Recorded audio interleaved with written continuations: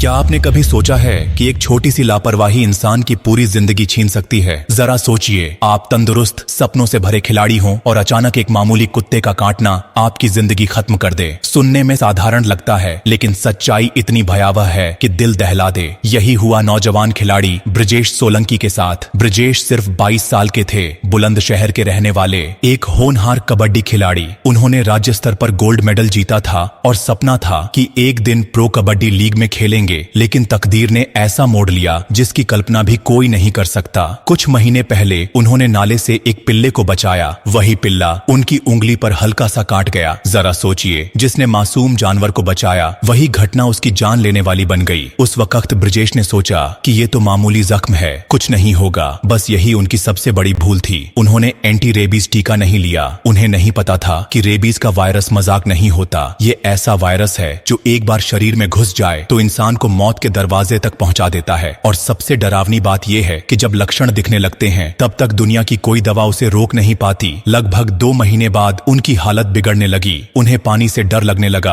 Hydrophobia जो rabies का खतरनाक संकेत है, बेचैनी, नींद गायब होना और अजीब लक्षण बढ़ते गए। परिवार ने कई अस्पतालों में दिखाया, लेकिन सही इलाज नहीं मिला। जब नोएडा के एक अस्पताल में रेबीज की पुष्टि हुई, तब तक बहुत देर हो चुकी थी। 1 जुलाई 2025 को सिर्फ 22 साल की उम्र में यह होनहार खिलाड़ी इस दुनिया से चला गया। सोचिए, कितनी विडंबना है। जिसने बचपन से मेहनत की, देश का नाम रोशन करने का सपना देखा, उसकी जिंदगी एक मामूली काटे जाने से खत्म हो गई। क्या सिर्फ इसलिए कि उसने समय रहते टीका नहीं लिया? यह घटना हर माता पिता, हर खिलाड़ी और हर आम इंसान के लिए करारा सबक है। आज भी समाज में लोग सोचते हैं कि कुत्ते का हल्का काटना या खरोंच कोई बड़ी बात नहीं है, लेकिन सच्चाई ये है कि रेबीज 100% जानलेवा है और इसका एकमात्र बचाव है तुरंत टीका लगवाना। अगर किसी को भी कुत्ता, बिल्ली, बंदर या कोई भी जानवर काट ले तो जख्म को साबुन पानी से धोकर तुरंत अस्पताल जाकर एंटी रेबीज वैक्सीन लगवाना चाहिए। याद रखिए, रेबीज में शायद या देख लेंगे जैसा कुछ नहीं होता। एक बार लक्षण शुरू हो गए तो फिर कोई वापसी नहीं। इसलिए ब्रजेश की कहानी को हल्के में मत लीजिए। ये सिर्फ उनकी नहीं, बल्कि हम सबकी कहानी है। क्योंकि आज वो चले गए, लेकिन कल ऐसा हादसा किसी के भी घर में हो सकता है। हमारे बीच बहुत लोग हैं जो इस खतरे से अनजान हैं। कोई सोचता है कि घरेलू नुस्खे काम करेंगे, कोई मानता है कि खरोंच से कुछ नहीं होता।